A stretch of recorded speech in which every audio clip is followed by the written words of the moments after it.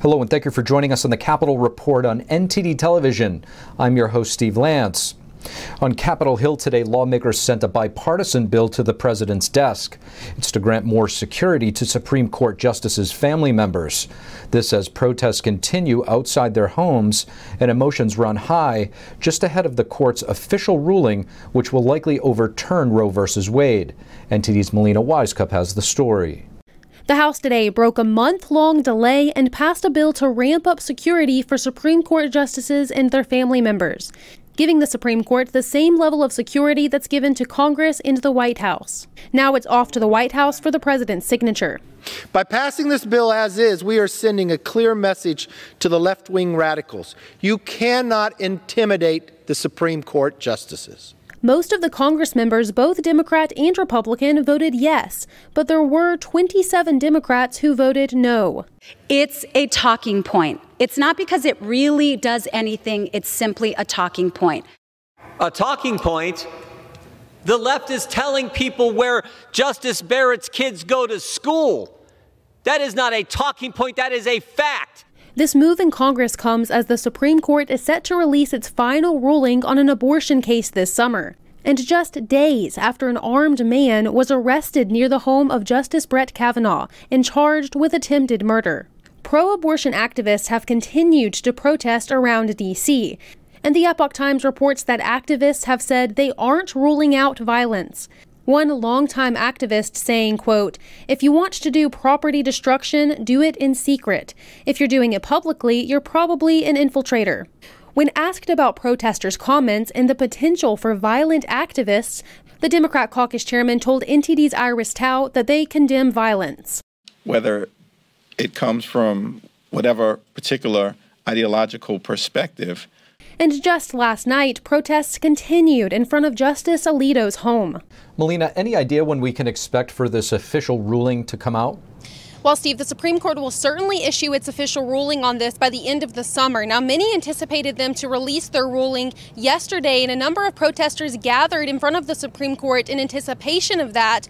Now, it's speculated that tomorrow could be the day they're releasing this ruling. That's because the court is expected to release another slate of opinions tomorrow, but the court didn't give any further details as to which specific rulings they'd be releasing those opinions on. So we will have to wait and see if the abortion ruling is among those set of opinions they're releasing.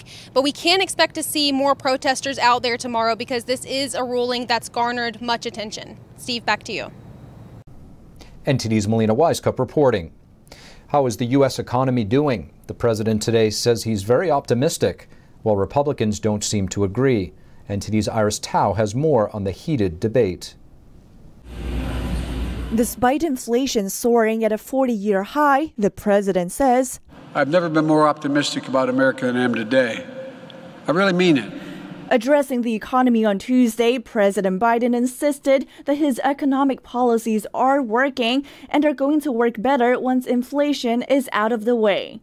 I truly believe we've made extraordinary progress by laying a new foundation for our economy, which becomes clear once global inflation begins to recede. He also accuses Republicans of blocking his progress while attacking what he calls a MAGA agenda as part of his midterm messaging. I believe in bipartisanship, but I have no illusions about this Republican Party, the MAGA Party. But Republicans say it's the other way around. Republicans have been laying out these answers for over a year.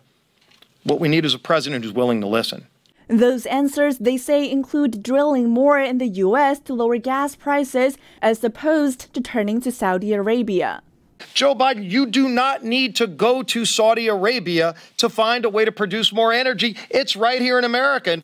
The criticism comes as the White House officially confirms that Biden will visit Saudi Arabia next month and meet with the country's de facto leader, Crown Prince Mohammed bin Salman.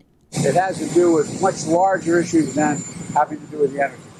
While Biden has denied that it's aimed at getting the Saudis to pump more oil, the trip to the world's largest crude oil exporter is widely seen as a bid to lower energy prices at home.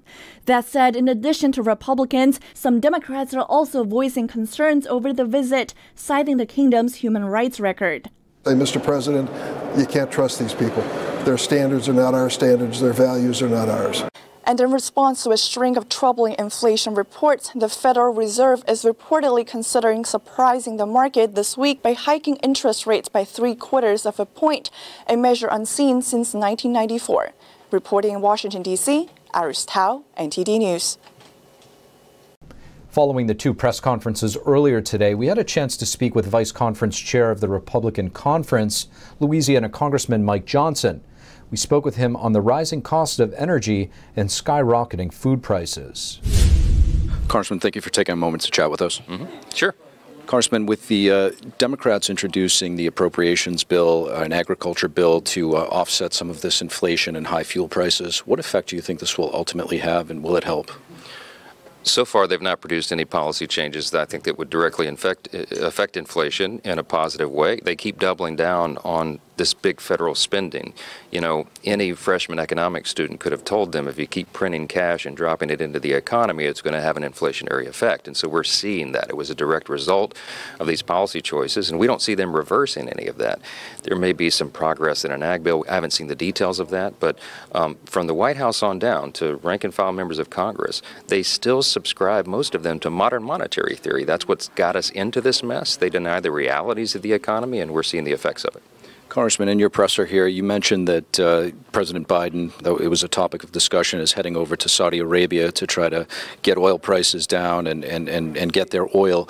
Is this the proper approach, in your opinion? Absolutely not. I'm from an energy state, Louisiana. From the day that Joe Biden took office, he told us during the campaign that he would effectively declare war on the fossil fuel industry, oil and gas, and he did so. And his policy choices have done that, from the executive orders the first few days all the way through today.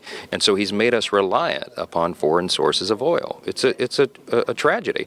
When Donald Trump came in, he said, we don't want to talk about energy independence anymore. We want to talk about energy dominance. And we achieved that. We became a net exporter. All boats were rising. Gas prices were down. The economy was rocking along. And then Joe Biden comes in and does reflexively the exact opposite of all of the policy choices that the Trump administration made. So, again, these are the foreseeable effects of it.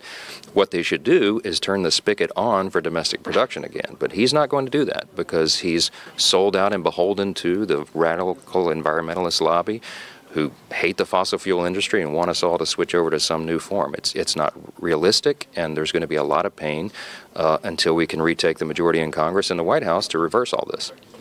A group of bipartisan lawmakers are pushing to screen American investment going into China, a move that could potentially cut off billions of U.S. dollars pouring in to the communist country. Proposed legislation would set up an oversight panel allowing the federal government to review investment into China. American companies would need to disclose new investments in certain industries, such as semiconductors and pharmaceuticals. The proposal is part of a larger bill aimed at securing supply chains. Business groups and the Treasury Department are questioning the proposal, but House leaders are pushing for a vote before the July 4th recess. In a 12-page response to the January 6th committee hearings, former President Trump called the hearings a sham kangaroo court that did not allow political opponents an opportunity for rebuttal. Trump also said the hearings distracted from President Biden's policy failures and, quote, the stolen 2020 election. Trump wrote that, quote, Democrats created the narrative of January 6th to detract from the much larger and more important truth that the 2020 election was rigged and stolen. Trump alleges that executives from both red and blue states were involved in rigging election results through a variety of methods, and that the main method is outlined in Dinesh D'Souza's documentary film, 2,000 Mules. The documentary says that thousands of mules or carriers moved ballots from liberal nonprofits to drop boxes.